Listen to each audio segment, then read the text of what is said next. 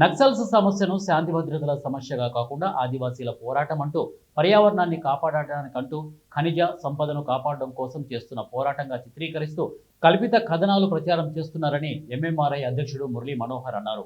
యూనివర్సిటీలో అమరవీరుల స్మారక పరిశోధన సంస్థ ఆధ్వర్యంలో నిర్వహించిన నక్సల్స్ నరమేధం మేధోమథనం అంశంపై సదస్సు నిర్వహించారు. ఈ సందర్భంగా వక్తలు మాట్లాడుతూ నేటి వరకు నక్సలైట్లు సృష్టించిన నరమేధం అంతా ఇంత కాదన్నారు.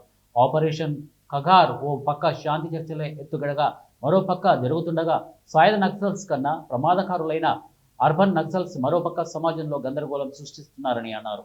ఈ నేపథ్యంలో అందరికీ వాస్తవాలు తెలియాల్సిన అవసరం ఎంతైనా ఉందన్నారు. వరంగల్లో నేను చేసిన 3 ఇంపార్టెంట్ పోలీస్ స్టేషన్లలో ఒకటి ప్రొబేషనర్గా 1948 నుంచి 52 కమ్యూనిస్ట్ స్ట్రగుల్ ఉన్న పోలీస్ స్టేషన్ ఒకటే ఉన్నా కూడా పోలీస్ క్యాంపులు డబ్బున్న వాళ్ళని దోచుకోవడం పంచినారు లేదో కానీ అటువంటి వాతావరణంలో మేము పోలీస్ క్యాంపులు పెట్టేవాళ్ళం.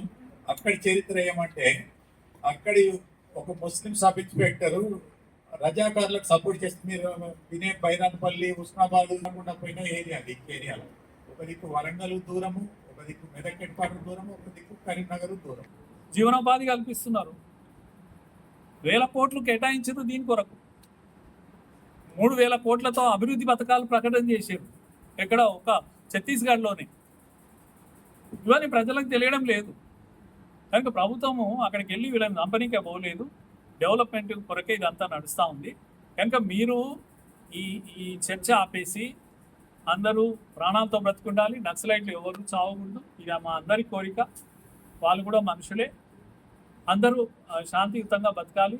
ఈ చర్చలు అనేటువంటి మిషతోటి నక్సలైట్లు ఇప్పుడు నేను 2 గ్రూపులు ఉన్నాయి దీంట్లో. జంపన్న తర్వాత జస్టిస్ చంద్రకుమార్ వీళ్ళ వాదన ఒకలాగా ఉంది. అరగోపాలు వీళ్ళు మేధావులు అనే వాళ్ళు కొందరు వాదన వేరే ఉంది. వాళ్ళిద్దరు మీడియాలో వచ్చి కొట్లాడుకున్నారు. నేనున్నాను సాక్షిగా దాంట్లో. జంపన్న వీళ్ళంతా ఏమంటున్నా అంటే నక్సలైట్లు శాశ్వతంగా సరెండర్ కావాలి, హాయిగా బ్రతకాలి, వాళ్ళు జనజీవనంతో స్రవంతిలో కలవాలి. ఇది కరెక్ట్ నేను చెప్పేది. జంపన్న చెప్తున్నదే కరెక్ట్. అరగోపాలు వీళ్ళంతా ప్రజలను తప్పుదారి పట్టిస్తున్నారు. చర్చలు జరపాలి, చర్చలు శాంతిన ఇవి ఫైరింగ్ ఆపాలి. ఆ తర్వాత వీళ్ళు ఏం చేయాలంటే ప్రాణంతో బయటపడాలి, మళ్ళీ యుద్ధం కొనసాగించాలి.